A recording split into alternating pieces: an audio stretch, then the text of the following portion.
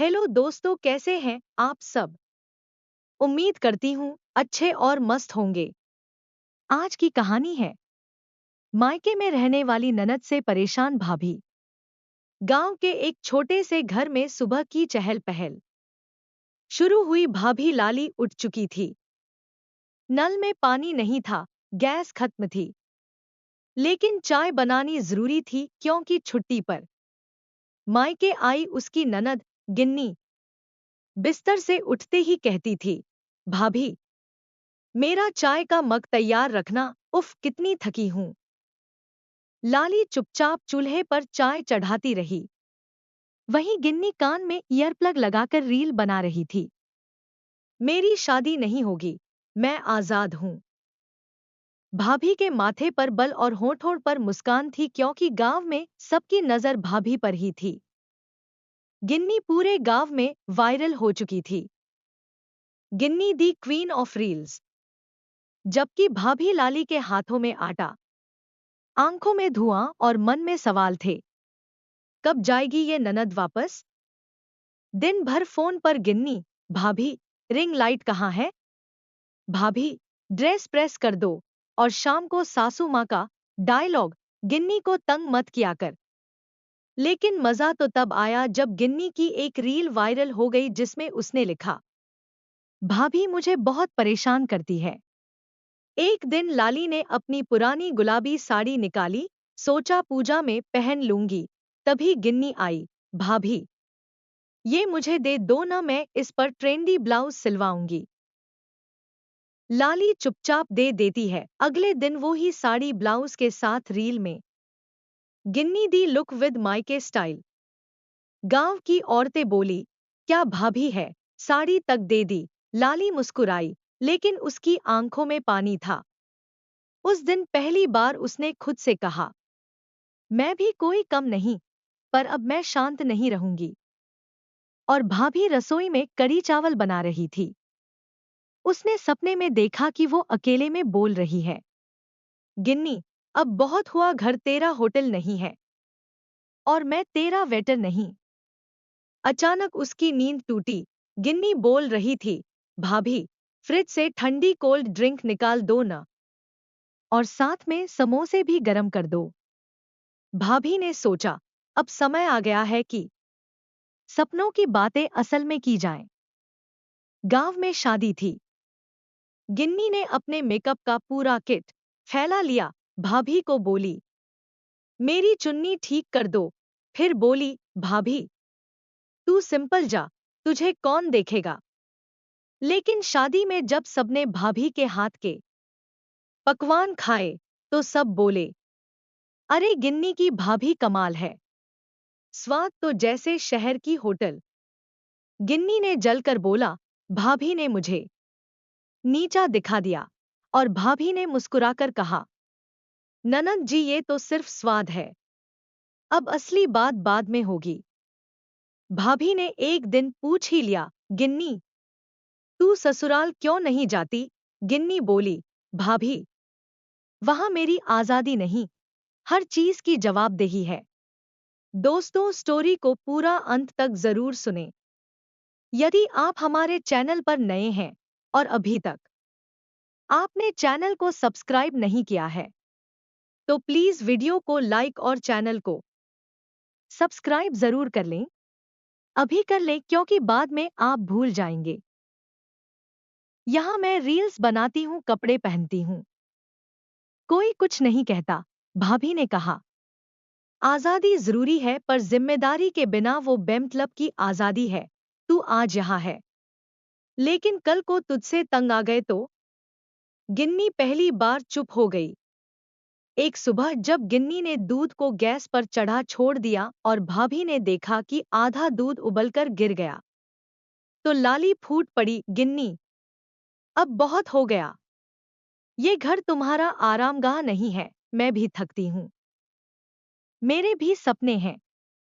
घर में सन्नाटा छा गया। सासू माँ कुछ कहने ही वाली थी कि देवर ने कहा, भाभी बिल्कुल सही कह रही हैं। दीदी आपको ऐसा नहीं करना चाहिए, भाभी इस घर की कोई काम वाली बाई नहीं है कि सभी का बस काम ही काम करती रहें। उनके भी कुछ सपने हैं और तुम सिर्फ सारे दिन फोन में ही लगी रहती हो। गिन्नी ने भाभी की डांट के बाद पूरा दिन रील नहीं बनाई।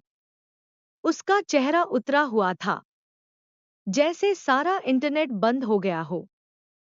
वो चुपचाप खिड़की के पास बैठी थी और भाभी लाली रसोई में घी में बेसन भून रही थी, गोंद के लड्डू बनाने के लिए। सासू माँ आईं, बोली, गिन्नी का मूड खराब है, कुछ बना दे उसे मनाने के लिए।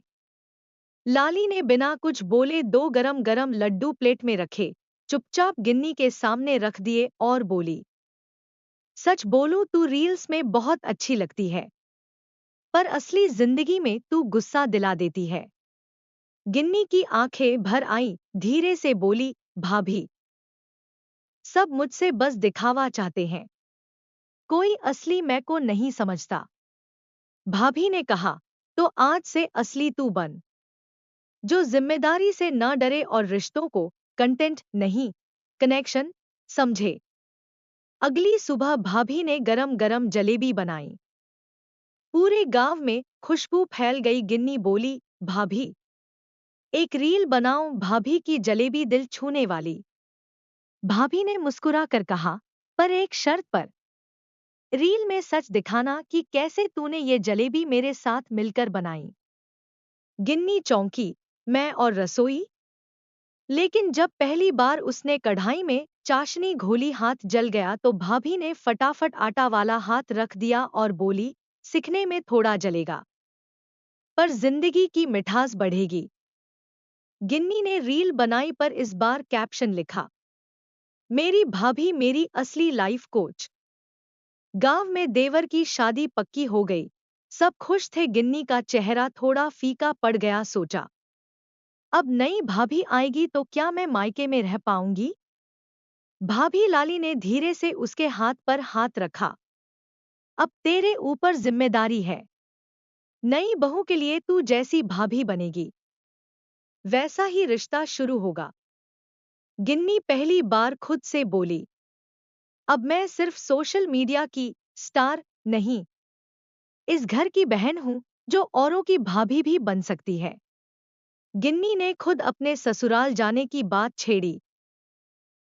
सब चौंके पर वो बोली, अब मैं भागना नहीं, बनना चाहती हूँ एक समझदार बहू, एक मजबूत लड़की। भाभी ने अपनी हंसी छुपाते हुए कहा, जा बहना, तू ससुराल में भी जलेबी बनाना सीख लेना, वरना तेरी भाभी तेरी सास को भेज देगी मेरी रेसिपी। गिन्नी हंसी, फिर लिपट गई भाभी से, भाभी, मेरी लाइफ की सबसे असली रील तू है। 2 महीने बाद गिन्नी आई, लेकिन इस बार मायके में रहने नहीं, कुछ दिन बिताने।